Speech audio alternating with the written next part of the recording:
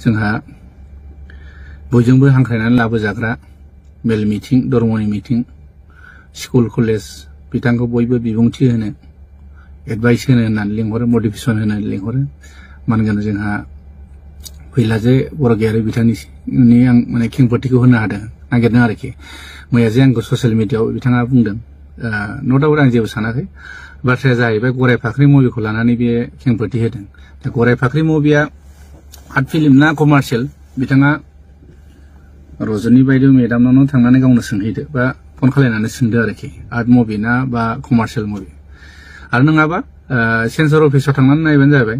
जोंनि गुवाहाटीयावनो ज्योति चित्र बनाव दा नैबेयावनो नुगोन आरोखि दा आं बेखौसो बुंनो नागिरदों बेयाव लिरनाय थाखायो सेन्सरनि जितु केटेगरियाव लिरनाय थाखायो दा बिथाङा बेसेबांसिम दिनैसिम सेन्सर बर्डनिफ्राय सार्टिफिकेट लादों लायाखै आं बेखौ बुंनो थाङा दा आं नुवाखैबो बिथांनाव दिनैसिम मोनसेबो सेन्सर फिल्मखौनो नुफेराखै आं बेनाव बिथांनाव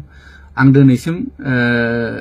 6-7थासो आं सेन्सर फिल्म बानायबाय ओंखायनो नोंदों आं सार्टिफिकेटखौ नोंथांमोननो देखायनो हागोन नैबे अनसुला आफानि 2015आवनो बानायनाय अनसुला आफा बे कमार्शियेल मुभि आरो लोगोसे नोंथां आं खोन्थाबावनो नागिरदों सिमांनि हौवा गोदान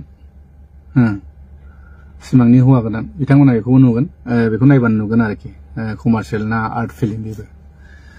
आरो लोगोसे नैबे दं सनानि नखर आंनि 2018नि सिनेमा बेयावबो मिथिगोन आरो हिर'नि दं हिर'नि सार्टिफिकेटआ माने बेलेगाव थाबाय आं माबा नायनो मा दङ नांगौबा आं नोंथांमोननो होनो हागोन आरो फिल्मखौ नायबानो नोंथांमोन मोनसिगोन आरोखि थांखि गैयै समाज बेखौबो आं सेन्सर खालायदों आरो लोगोसे थैसाम पार्ट 2नि जितु टिजार बेयाव दङ 35 सेकेन्ड बेखौबो आंनो सेन्सर खालायदों आरो लोगोसे नैबे दं थैसाम पार्ट 2निनो ट्रेलार जितुनाखि डिउरेसना जाहैबाय 249 मिनिट्सनि बेखौबो आं सेन्सर खालायदों जाय माने सेन्सर खालायबा नों हलावहाय ट्रेलारखौबो देखायनो मोना आरोखि आरो नैबे थैसाम पार्ट 2नि जितुनाखि सेन्सर सार्टिफिकेट बिथांमोना नायबानो नुगोन आरो फिल्मावबो नुखागोन दा बेयावनो गासैबो केटेगरि लिरनाय थाखायो अबे आर्ट मुभि अबे कमार्शियेल अबे एडाल्ट बेयाव लिरनाय थायो आरोखि दा आङो फैला बिथांखौ आं बेखौसो बुंनो लुगैदों दिनैसिम बेसेबां आर्ट मुभिनि सोमोन्दै बेसेबां नलेज दं आरो कमार्शियेल फिल्मनि सायाव बेसेबां नलेज दं आं बेखौ बुंलायनो गोनांथि गैया गावनो फिल्म मेकार हिसाबै गुगोलाव थांनानै सार्च खालाय आरो फिल्मनि माखासे लेखाखौबो बिथाङा नायनो हागोन आरोखि आं बेखौसो बुंनो लुगैदों आरोखि दा बेखौ लानानै बिथाङा दान्थे बिदान्थे जादों आंजों नायथों आरो मैया सपन बिथाङा शाहरुख खाननि मोनसे मटिभेट माने मोनसे स्पेसखौ होदों आरो आर्ट फिल्मा माबायदि जायो कमार्शियेला माबायदि जायो बिथाङा बिनि जुदि पेजआव बा माने ग्रुपआवबो शेयार खालायदों बिथाङा आंबो शेयार खालायना होदों बेखौ नायबाबो मिथिगोन कमार्शियेल फिल्मा माब्रै आर्ट फिल्मा माब्रै आरोखि बे मोनसे थांबाय आरो मोनसेया जाहैबाय जयन्त नार्जारिनि खोथाखौ लानानै बुंदों दा जयन्त नार्जारिखौबो बिथाङानो गावनो डिसिसन खालायनानै जुरि मेम्बाराव सोबाय न डाउट सोदों जेबो नङा खिन्थु जुरि मेम्बारनि हिसाबै एज ए बैसो हिसाबै 50 बा 60 प्लास जानांगौमोन आरो बिथाङा प्रेजेन्टआवनो एक्टिभ आर्टिस्ट रुल एक्टिं खालायबाय थायो आरो बिथाङा दिनैसिम मोनबैसो सिनेमा माने डाइरेक्सन स्ट'रि स्क्रिप्ट लिरदों आं बेखौ नुफेराखै खमसे खम मोनबा 6थासो डाइरेक्सन स्ट'रि नलेज थानाय जानांगोन आरोखि जा जों जिथु नुबाय जों जिथु फिल्मनि जिथु लेखाफोर थायो नालाय बेखौ जों फरायना मोनो गुगोलाव सार्च खालायबा मोनगोन आरोखि आजिखालिथ' गुगोलाव थाजोबो दा गावनो हारसिं डिसिसन लाबाय बेखौबो सोबाय बेथ' जानाङामोन आरो बाथ्राया जाहैबाय आंनि दा थैसाम 2 मुभिनि जितु बेस्ट डाइरेक्सननि जितु आङो नमिनेट मोननांगौमोन बेखौ मोननाय मोननि खारना जाहैबाय आङो जितुनाखि एवार्डनि साननैसो बा साननै सिगाङावनो आं मिन्थिबाय जे जुरि मेम्बारनिफ्रायनो खोथाया बेलेग आउट जानाय जोंबो मानसि दं जोंनिबो माने जोंखौबो मोजां मोनग्रा मानसि दं बिथांमोनानो बुंबाय जे रबि नार्जारिनि कपि सिनेमाखौ जों नाया एवार्ड होआ होननाय बेखौबो गावसोरनो बुंना लाबाय आरो न' डाउट नायाबा जेबो नङा आंनि 3000 जितुनाखि एवार्डनि नामाव फिस लायोमोन बेखौबो लानांगौ हरफिननो हायोमोन नाया होननानै हरफिननो आं जेबो गाज्रि सानामोन दिनै मानो नोंसिनिफ्राय खोथाया लिक आउट जाबाय थाखो नैबेनि थाखायसो आं बिबुंथिखौ होनो गोनां जादों आरो मेन बाथ्राया मोनसे खोथाया जाहैबाय फैला एमसिएलए जिथुनाखि जयन्त नार्जारिया गावनो एक्टिं खालायदों बे सिनेमाखौ बियो पार्टिसिपेट खालायनो होआखै होनदोंमोन हा माने हराखै जाहैदों दा हराखैब्ला नैबेखौ नायदो नैबे मेगाजिन बे मेगाजिना थांनाय नैबे 6थि सेरेमनि एवार्डनि थाखाय बानायनाय आरो दा बेयावनो रोखा दं नै रायजोफोर नाय फैला एमसिएलए सावथुनखौ नायदो नोंथांमोना बेयावनो नुबाय आरोखि दा फैला एमसिएलए सावथुना बेयावनो रोखा रोखा 6थि फिल्म एवार्डआव पार्टिसिपेट खालायनाय दंखाथारो होमबा मा हिसाबै बेयो आंनि सिनेमाखौ आं पार्टिसिपेट खालायाखै होनो हागोन जेबो साना माने खोथाया बेहा बुंबानो जायो नालाय टेलेन्टेड मानसिनि आरो मटिभेसन होग्रा जायनाखि स्कुल कलेजाव बिथांखौ मटिभेसन खालायनो स्पेस होनो बिबुंथि होनो माने लेंहरो नालाय आलासि हिसाबै बे हिसाबै बे थगायनाय मानायखौ जेबो साना माने बा माने जेबो साना आरो सोरखौबा मोसा लख्रा सैमा सोरबा बोरमा बे बुंनाया बेहा जेबो साना माने बिनि बुंनांगौ मटिभेसनसो माने गथ'फोरखौ बिदि स्पेस होबोयै जादों आं खोनायाखै खिन्थु आं बे साननाय आरो आंनि दा साननायाव आं बिदि नुहुरदों आरो माने गथ'फोरखौ बिदि मटिभेसन होबोयो नामा बेबा स्पेस होफैयो नामा नैबे आरोखि दा आरो मोनसे भुल खालायबाय जयन्त नार्जारिनि खोथाखौ आं बुंबावनो जयन्त नार्जारिनि थानायनि थाखाय दिनै सानसोरां खाख्लारिया बेस्ट डाइरेक्टर जुरि एवार्ड मोनदों खांख्रायावनो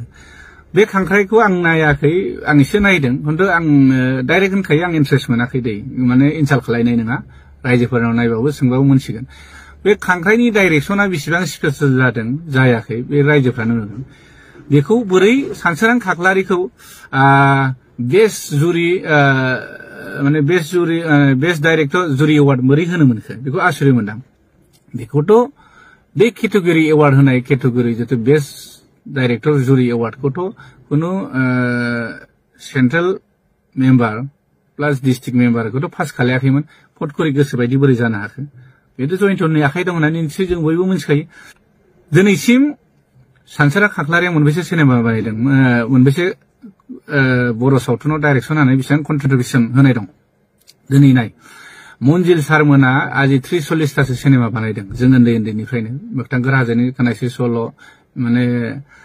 गोबां सिनेमा दं आरोखि बिराद हिट सिनेमा बानायदों दिनै नाय सिराज बाग्लारि सारमोनखौ नाय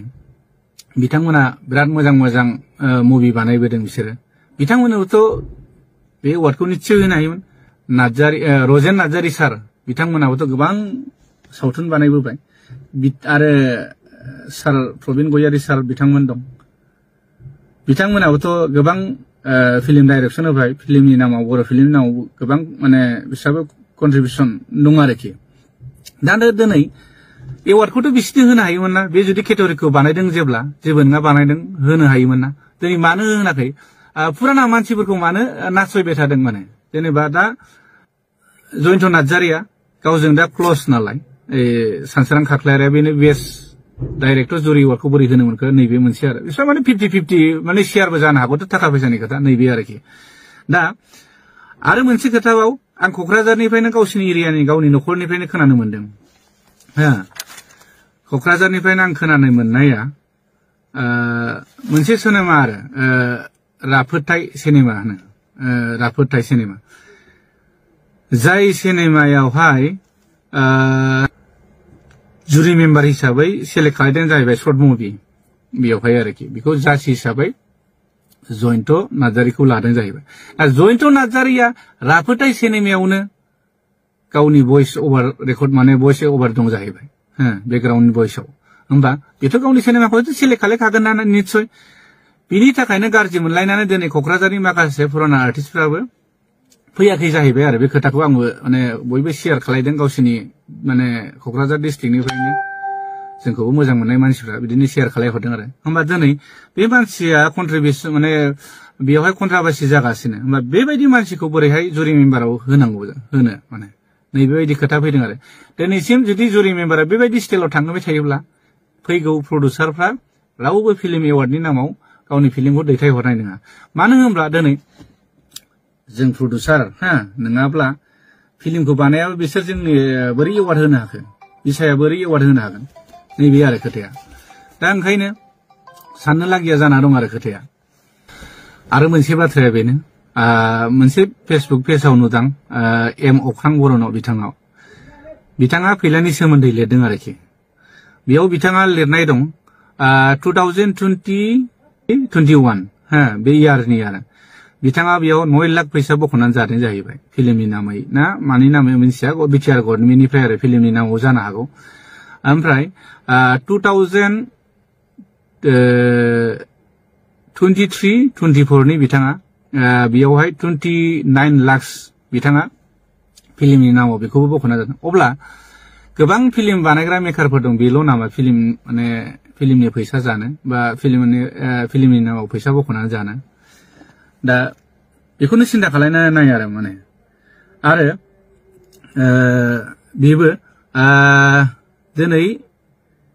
सपन कुमार बिथाङाबो लिरदों गावनि फेसबुकाव पेजाव बे लिरदों बोसोरथाम कन्ट्राबेसि जाखो बोरै माने दिनै बर्मानिफ्रायनो जाबोदों बर्मायाव एवार्ड खुंबाय बे बर्मायाव एवार्ड खुंनायावबो मा जाबाय बेस्ट डाइरेक्टर जिथुनाखि बेस्ट डाइरेक्टरखौबो आब' रजनी मेदामासोमोन आरोखि दा बे खोथाखौबो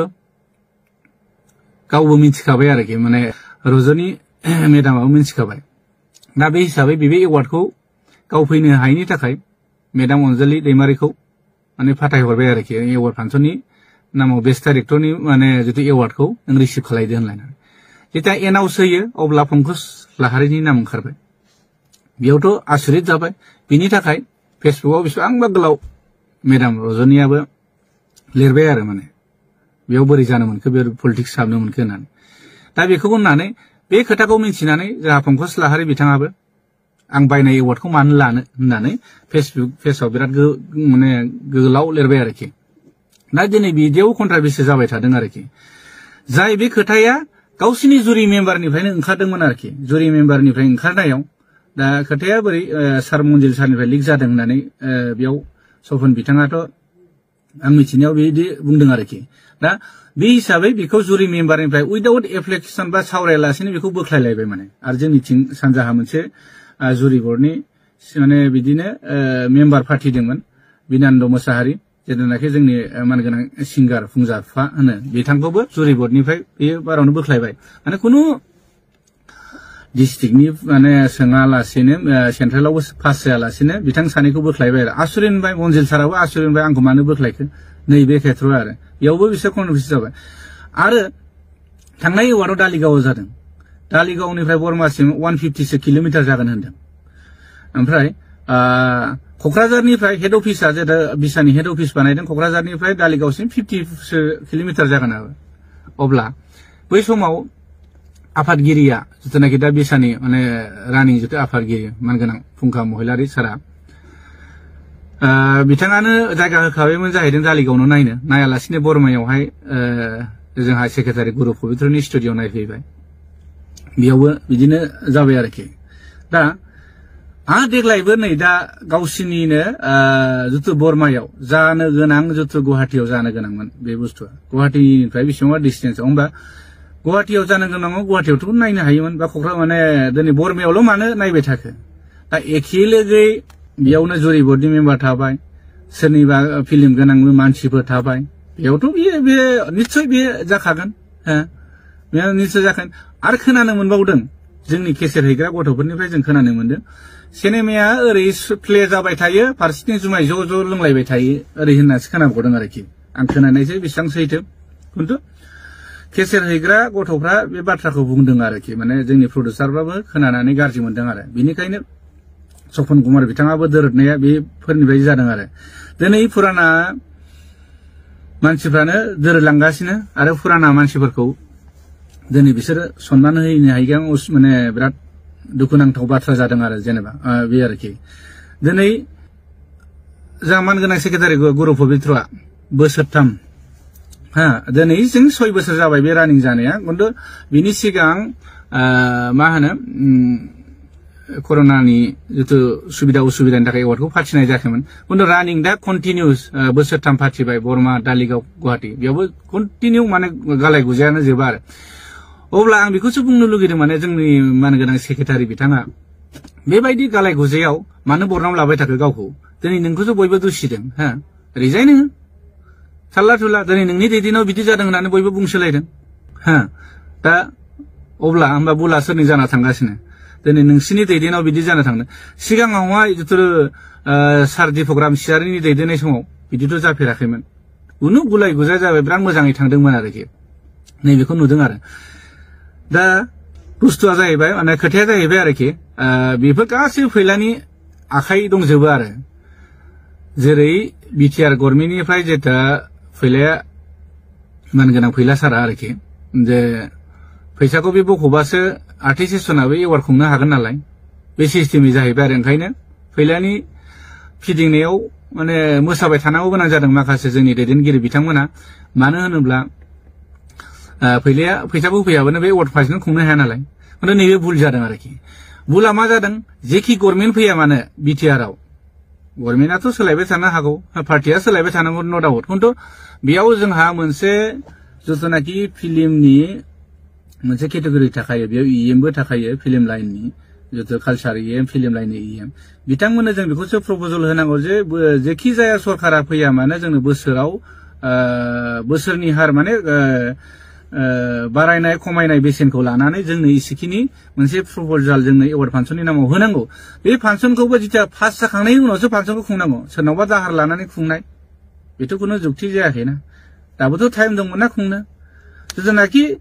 दिनै बिसाया हाखु दाखु बे फांसनखौ खुंनो हादोंब्ला फैगौ एवार्ड फांसननि थाखाय दानिफ्रायनो थाबायनो हायोना दिनै बिसाया मैया दाख्लै एवार्ड फांसन खुंबाय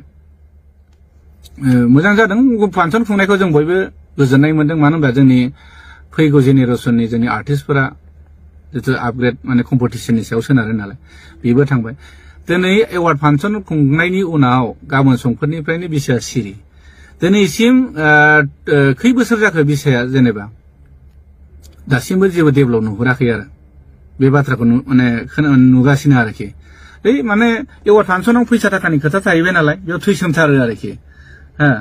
ओमफ्राय उनावबायथाय जिथुनाखि मावलांनांगौ हाबा आर्टिस्टआ बोरै सोलिनांगौ हा सिंगारफ्रा बोरै सोलिगोन आरो प्रडिउसारफ्रा फिल्म बानायनानै बोरै फैसा मोनफिनगोन मार्केटाव बेखौबोथ' सिन्था नुहुरनांगोन आरो मोनसे आं भुलखौ बेखौ नुहुरबाय थादों आरोखि दा जोंनियावथ' ओरैहाय आसामाव जोंनाथ' पारमिसन लालायनाङा डिसिनि सिनेमा देखायनायाव खिन्थु दा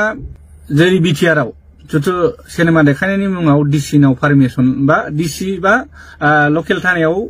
पारमिसन लानांगौ 5,000 खरै अनलाइन ना मा बे सिस्टेमै थाङो आरोखि दिनै गावनि लकेल एरियायाव सिनेमा देखायनो थाखाय जों बोरै पारमिसन लानो गोनां जाखो नैबे खोथा फैदों आरोखि बेखिनिखौथ' जोंनि मानगोनां बिसानि बा जितु बिसानि जितु जोंहा एसोसिएसन दं हिसाबै बिसायानो हेन्डेल खालायनांगौमोन जे जोंनि लकेल सिनेमा दिन्थिनायाव नोंथांमोना इसिबां रां लानो मोना लाबाबो मिनिमाम मेक्सिमाम माने 5,000 बहुत बांद्राय आरो बे कमिटिया माने लस जानाय जायो आरोखि आं बेखौ नुहुरदों आरो बेफोरखौ जों मावनांगौ हाबाया बे बिसानि निस्सय बेफोरखौ नायनांगौ प्रडिउसारफ्रा मार्केटाव मा सोलिदों मा सोलिया बेफोरनि खोथा साननांगौ जादों एक्टर एक्ट्रेसआ बोरै फिउचाराव फिल्मजों जानो हागोन बेखौबोथ' साननांगौ गोनां जादों बेखौबोथ' साना एवार्ड फांसन खुंबाय बेनिफ्राय थांबाय आरोखि आरो मोनसे खोथा दा दाख्लै एवार्ड सेरेमनियाव होनदों जोंहा मानगोनां बिटिआरनि जितु सिबा बुंलांदों 50 लाखसनि बाजेट होनदों दा 50 लाखसनि बाजेट खुंनो थांनायाव जा जोंनि माने डिस्ट्रिक्टनि जितु जा 16टा डिस्ट्रिक्टनि मानगोनां आफादगिरि नेहाथारियानो बे बाजेटखौ मिन्थिया आरोखि दिनै बयबो सेरेमनि एवार्ड सेरेमनि होननानै जेनेबा बिटिआर सरकारा होदों होननानै बयबो लैहोर लैहोर थांदोंमोन मिनि खुसि रंजा गारि भारा लाना होननानै सोरबाथ' जेनेबा फ्रायानो जोंनि मानसिया पार्सनेल गारि गैया नालाय भारा लाना थांनो गोनां जादों दा बे हिसाबै खुसि खुसि थांबाय माने भारा मोनखागोन गारि भारा हरखागोन हिसाबै थांबाय जेब्ला फांसना जोब्बाय फोरसा खारबाय बेबायदि खोनादों आरो बिबानगिरिफ्रा खुनु सोर फैदों ना सोर गारि भारा मोनदों बेखौ मिन्थिया आंथ' कार्बि आलं पार्टिनिफ्राय खोनानो मोनदों बिसोर ट्रेभेलार लांदों पार्सनेल गारि गंसे ना गंनै लांदों टटेल 35,000सो खरस जादों आरो बिनि गेजेराव बिसोर मा हरदोंनो 6,000 दा बिथाङा जाय फैसा लाग्रा हरजाग्रा बिथाङा दुखुजोंनो माने मा खालायगोन मा मागोन होननानैसो सिन्था खालायबाय आरोखि ओमफ्राय बेबो मोनसे दुखु मोनलांनाय फोरमायलांबाय कार्बि आलंनि पार्टियाबो बिदिनो गफुरनिया गारि गंथाम लांदों बिसोरो गारि गंथामजों 11,000 थाखा हरदों जाहैबाय बेयावबो बिसोरबो दुखु मोननाय खोनादों दिनै बुंनोसो हायाखै बिसोरो आरो बिदिनो क'क्राझार पार्टी दं ओरै बिथां मिथुराम फंबायाबो बेबो बिराद दुखु मोनदों जाहैदों मोसानो लाबोदोंमोन बेबो रां मोनलाङाखै माने बांसिनानो मोनलाङाखै आरो बाथ्राया बेयाव मोनसे पार्टिसिपेटआ मोसानायनि नामावल' फैसा हरदोंनो बेयावबो होमबा मोनब्रै डिस्ट्रिक्टआवल' आर्टिस्ट थाबाय नामा ओरै होमबा मानोथो 16टा बा 16 जिल्लाखौ लानानै मानोथो नैबे बिसाखौ खुंनाय जायो होमब्ला जोंनि गफुर बा सिमोनसापुरनि सोरबा राङापारा सोरबा कार्बि आलंनियाबोथ' बेयाव मोसाहैनो हानाय मानसि दंमोन ना दा बाथ्राया बे दिनै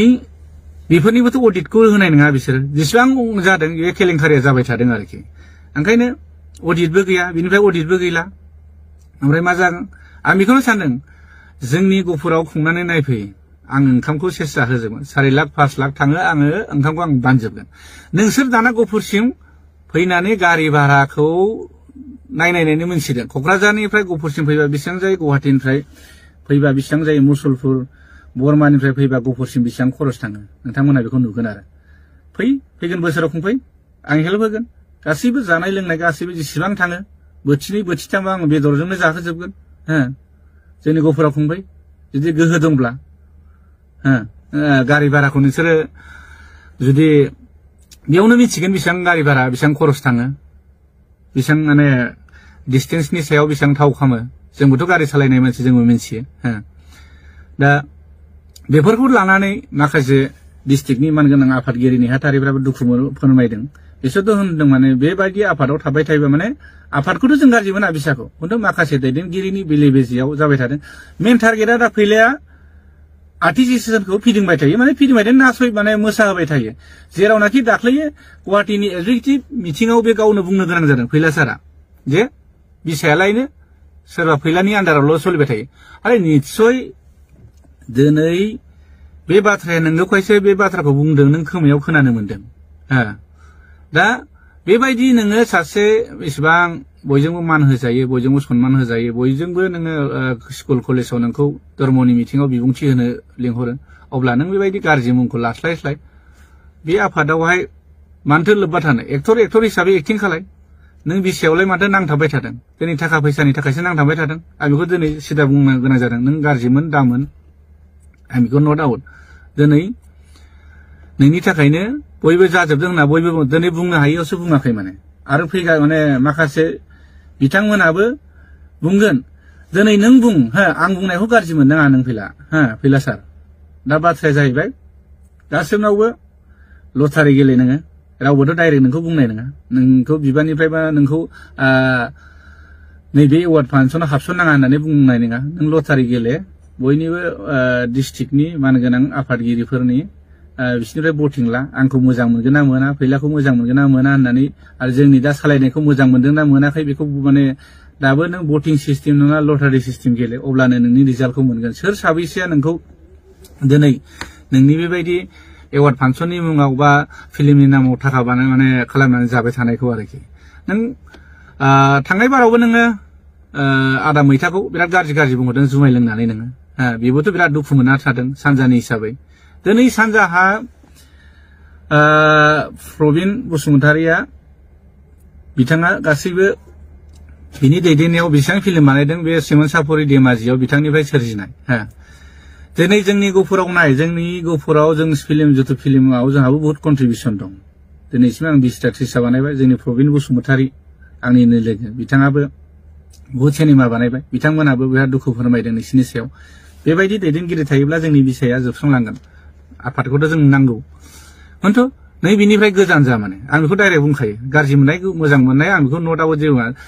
नों सोरनावबो स्टेटमेन्ट ला कार्बि आलंनावबो ला दिनै क'क्राझारनावबो ला नोंसिनि बाक्सानियावनो ला आरो नोङो आरो गुवाहाटी पार्टिनावनो ला गासिबो नों बे कमेन्टखौनो मोनगोन आरोखि ओंखायनो सार फैला नों इसेबां गुन गोनां मान गोनां मानसि बयबो नोंखौ सन्मान होयो बयबो नोंखौ धर्म मिटिं स्कुल कलेजाव बिबुंथि होनो नोंखौ लेंहरो बिनिखायनो गाज्रि मुंखौ लास्लायस्लाय गाज्रि बरनामखौ लास्लायलाय मानो बेबायदियाव हाबबाय थादों सार फैला बिनिखायनो पलिटिकेलाव हाबदों नट आउट हाबबाय था जेबो नङा फिल्मावबो एक्टिं खालायबाय खालाय आहा बेखौ जेबो बुंनांगौ गैया खिन्थु बेबायदि हाबनानै नों जेंलागायबाय थाना आं बेखौ बुंनो लुबैदों आरो नोंनि सायाव माने आरो मोनसेथ' नों बिराद गिदिर भुल खालायदों दाख्लै जितु एवार्ड फांसनाव जितु जिरायनाय सिटआव आरो मानगोनां गिबि बर' फिल्मनिनो जितु बयजोंबो माने फार्स्ट बर' फिल्म आलायारन जितु एवार्ड मोननाय सिनेमा बिनि नों एक्टर मानगोनां जोंहा अमर नार्जारी सार जितु जों गोमबोर होनना मोनथियो बिथांनि पार्टी आरो बेजों लोगोसे बिथांखौथ' नोङो जिरायनाय सिटनिफ्राय माने खौ एसे गोजानाव माने बेलेगथिं जिरायहैथिं होननाथ' नोंथ' साइड खालामदों बेखौथ' जोंखौ नुग्रा मानसि दं दा साराबोथ' बिराद माने दुखु मोनलांदों आरो माने बिसोरो जोंनि माने गुरु होननानै सानना लानांगोन जों अमर नार्जारी सारमोनखौ जोंनि बर' सावथुन मुलुगाव बिसोरनो फार्स्ट लामा देखायजेननाय आरो दा बिसिनि जायगाखौ नोङो आलासिफोर फैदोंमोन महिलाफोर बिसोरफोरनि थाखाय नोङो सिटखौ माने अमर सारमोनखौ बोखांनानै नों जिरायहोदों बेबोथ' बिराद लासिंसिं मानसिफ्रा उननि थाग्राफ्रा नुदों बेखौबोथ' बिराद सावरायसोदों ओंखायनो बयखौबो रेसपेक्ट होलायनांगौ जों नोंसोरखौबो रेसपेक्ट होगोन नों रेसपेक्ट होबासो रेसपेक्ट मोनगोन नों गावनो जुदि रेसपेक्टखौ जानानै लायोबा गावनि रेसपेक्टखौ बुजियाबालाय जोंलाय माथो होनदों जोंथ' फिसा मानसि जाहैबाय नोंसोरथ' बहुत टेलेन्टेड मानसि जाहैबाय गोरों गोरा बयजोंबो गोरों गोरा धर्म मिटिं स्कुल कलेज बयजोंबो नों मटिभेसन बा स्पेस बा आलासि महरै नोंखौ बुजायनो थाखाय स्पेस होलांनो थाखाय बयबो हांख्रायो जाहाथे उनाव नेक्स्टआव बिदि जाया बेनो आरो